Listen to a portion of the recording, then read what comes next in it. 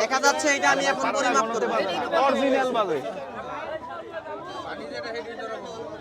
এই যে দেখেন 30% ভেসে আছে, 30% ওই যে দেখা যায়, দেখছেন কি আপনারা? আপনারা সকলে দেখেন দর্শক বন্ধুরা, 30% যেটা ভেসে থাকে এটা মেনে নেই, এটা কোনো বিষয় না। আলহামদুলিল্লাহ আপনার গাভীর দুধ রমজান মাস বাবা ভালো, আপনি এরকম ভাবে বেচবেন। কারণ বাবারে 1 কেজি দুধ গরু মানুষ কিনে খায় 100 টাকা দিয়ে, 120 টাকা দিয়ে।